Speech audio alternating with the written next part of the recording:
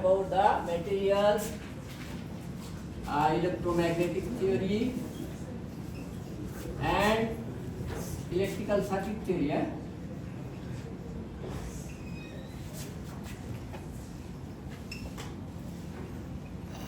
Theory, interrelationship. Yeah.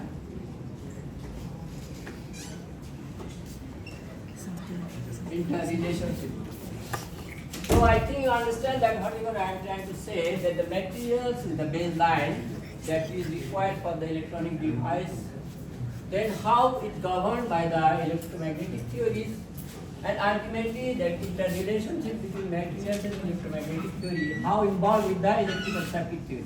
Because it is the forefront, you know the electrical circuit theory. Then how it backed up by the electromagnetic theories, and ultimately how these two relationships interpret with the material system. So I think you know that we talk about that in the common sense of this material system. Actually, we talk about the deep velocity equal to mu v, yeah? And then the carrier J, the carrier density J is equal to sigma E, yeah?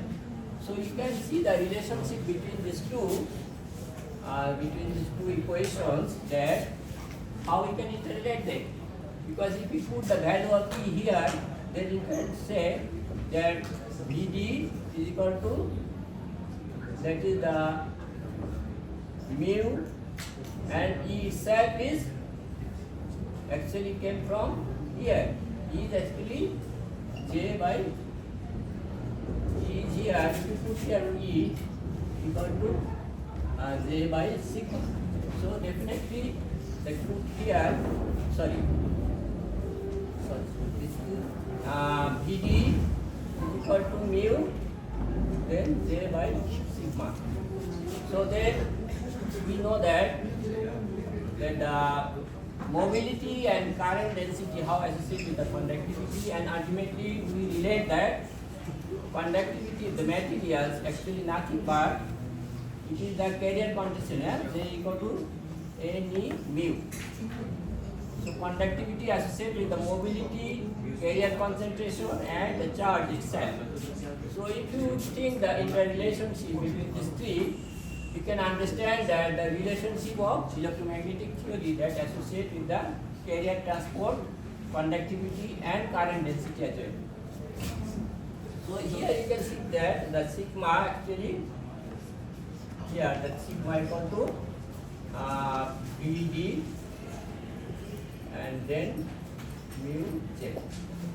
So this interrelationship you can get here that sigma equal to any mu ultimately with this relationship. So think that the carrier concentration involvement in the material system and how it effective for the mobility development that associate with the conductivity of the materials. And conductivity is nothing but it determines the current density.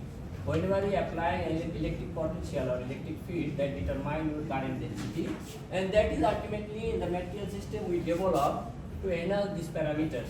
Because you think that we talk about the NMOS, then they think about that this is the materials, P-type materials.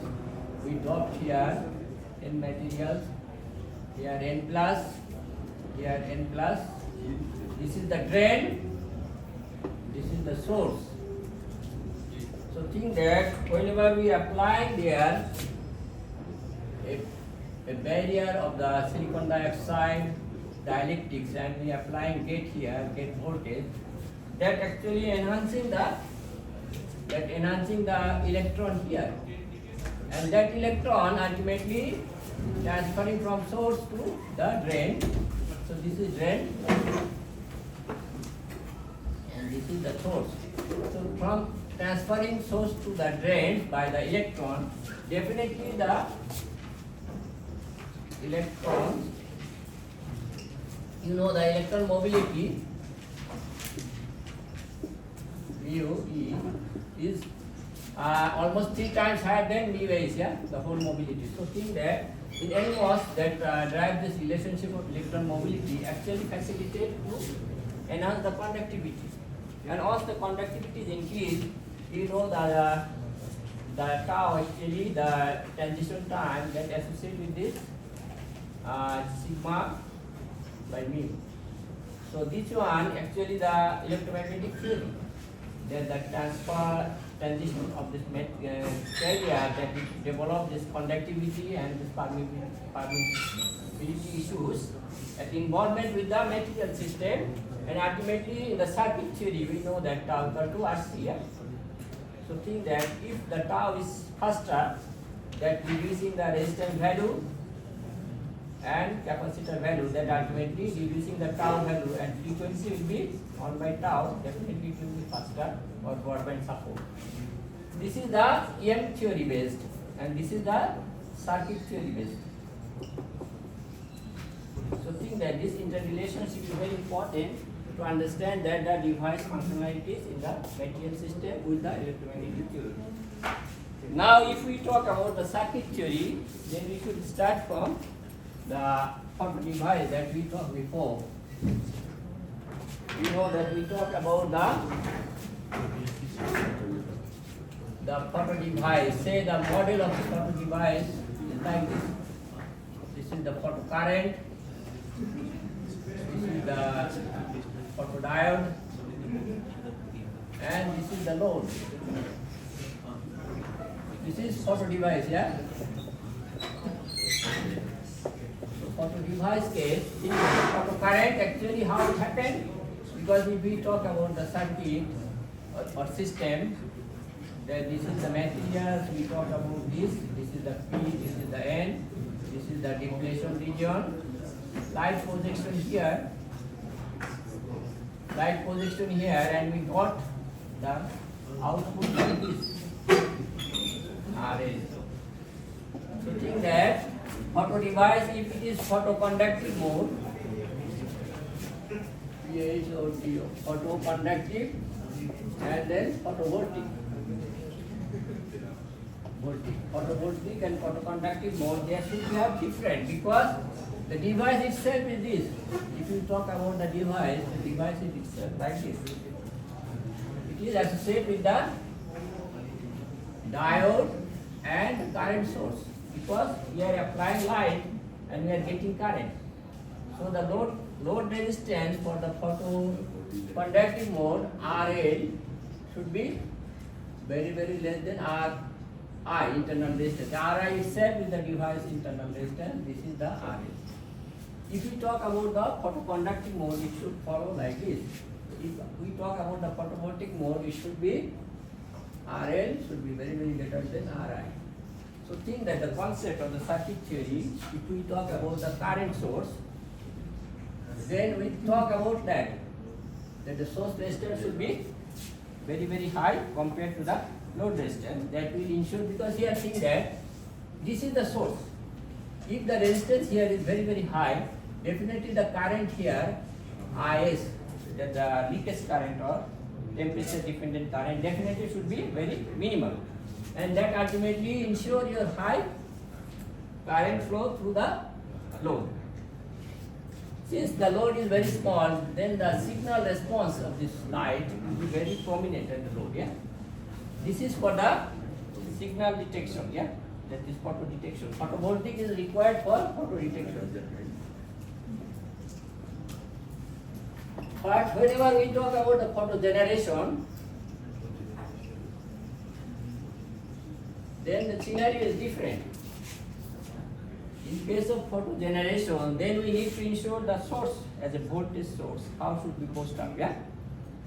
So then we can follow this relationship that internal resistance should be low. It means that the system shows such a conjugated process that whatever the current leakage here, whatever the functionality of the device here, it does not care. It cares that how much the voltage develops at the load. And that will be the source. Yeah. So in that scenario, we should enhance the load resistance compared to the internal resistance. Very high. Load resistance should be very high compared to internal resistance. Then whatever the current here leakage, because you know photo detector device development is very sophisticated compared to the photovoltaic device development. So in the device scenario, if you think about the photodetector, it should be very sophisticated design that can ensure your contact resistance minimum, everything should be minimized to make it ensure that the resistance, because the load resistance equivalent is RC, load contact resistance plus load resistance equivalent. So contact resistance also impact on the load. So we should think about the contact materials as well for the photo detection. But whenever we talk about the photovoltaic mode, then the design is not so sophisticated because there we are not caring about the leakage current. We are talking about the photo current, but ultimately we are encouraging this relationship, the output voltage. So if we think that relationship in the circuit, in the system, that how we interpret this relationship here, I think we can make this relationship here. So say this is the current voltage relationship. On system something like that, this is the output current, this is the output voltage. If someone make this relationship and someone make the same like this, so which one will be more better? This is the say IO versus VO relationship. So think that this first black color, here current make almost constant for the particular level. So it does mean that it offers very high resistance in the system. So once you can maintain the high current at the load, what does it mean? Itself trying to make it very constant current at the load. And here if you think that the voltage maintained constant for the particular case, what does it mean? Here is the constant current. Here is the constant voltage. So what does it mean in terms of the loading effect? If the device is perfect, definitely here internal resistance should be, Ri should be, what should be? The load resistance and internal resistance respect, what should be the constant voltage? That means it does not change anything. Yeah, it does not mean anything. So as an ideal current source it should be, as an ideal voltage source it should be. That is the interrelationship we need to develop the device. But here I think that it is very much inclined. Yeah, here also it is very much inclined. So it means that both here the internal resistance is affecting to make it reducing the current and voltage as well. So that means if you think about the device 2 and this is device 1, so device 1 is very perfection, yeah. Perfection, I means the design perfection, yeah. Perfection compared to G2, yeah. So this is ultimately the target, that how we can make the device perfection to make it ensure that get a response at the loading system. So think that the electromagnetic theory here not so impactful we are talking about, but it still has the relation, because whenever we talk about the electric potential, electric field, and the relationship of, you know that we normally say V equal to IR, yeah, that is the Ohm's law, but J equal to sigma E, this is the ultimate Ohm's law.